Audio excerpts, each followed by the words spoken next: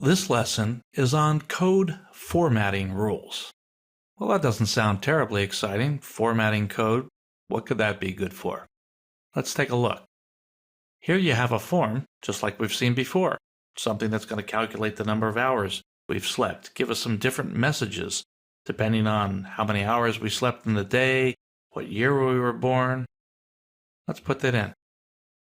Submit information. My name's Steve, slept that many years. Planning for retirement, sleep too much, just like we've seen before. Let's take a quick look at the code.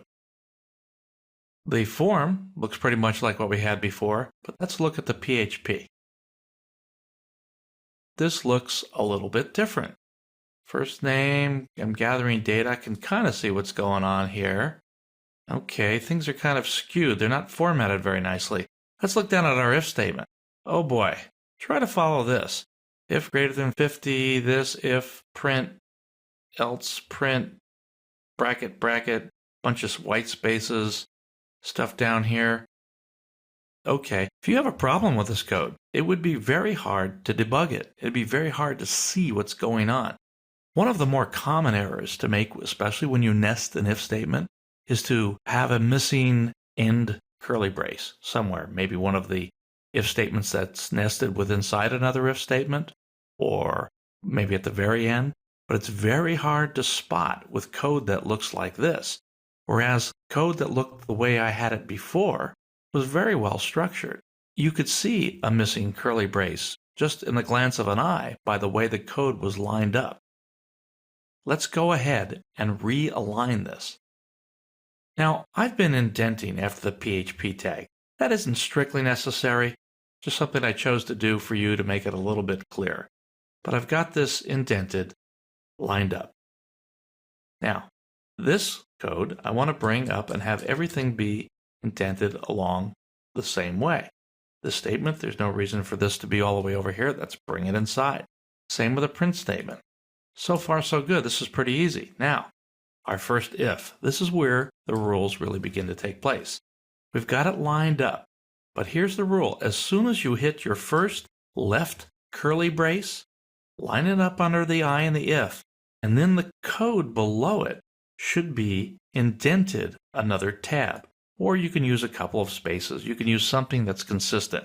I like the tab. It should be indented one tab until we hit another right curly brace, and then we'll bring our code back a tab from then on. If we hit another left curly brace before then, we'll tab again. Okay, so watch. By example, this should be easier. Now look, I've got another if statement, but I haven't hit another left or right curly brace, so that says this should be lined up right under the P. I'm going to add a blank line, just because I like to do that. Sometimes that makes it easier to see. So where does this left curly brace go? Remember, we want these braces lined up under the I in the if statement. This is another left curly brace, so that tells me I've got to indent twice now. So this code comes here. It's indented again under the curly brace, so it's farther than this one, because this was just under one left curly brace. This one's under two, so it's indented even farther. Let's get rid of these blank lines. There's just too many. There's no reason for them. This closing curly brace should line up under the one that it went with. The else, the E in the else, lines up under that. The next opening curly brace lines up under that E. Look at these. We've got two in a row like that. There's no way you in a glance can tell what's going to happen. Because I have a left curly brace, this goes in. Notice here, when I had this one in, I hit a right curly brace. That means the else comes back underneath. Once again, a closing curly brace lines up under there. What about this one? Well, that goes with this one. I can see in a glance. I can bring my cursor down. See, there's no curly brace there. Let's bring that so it lines up under there. Is there any more code? By Jove, it looks like there is. There's an else clause. Let's get rid of these extra blank lines. Once in a while, a single blank line like I used up here, that's okay. That can make things easier to read.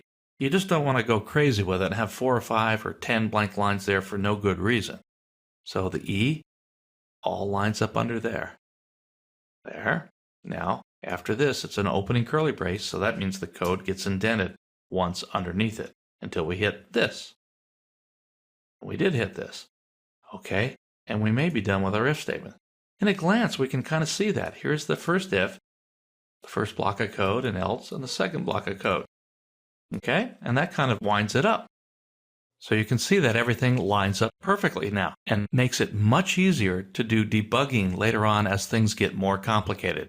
You can see the structure of your program.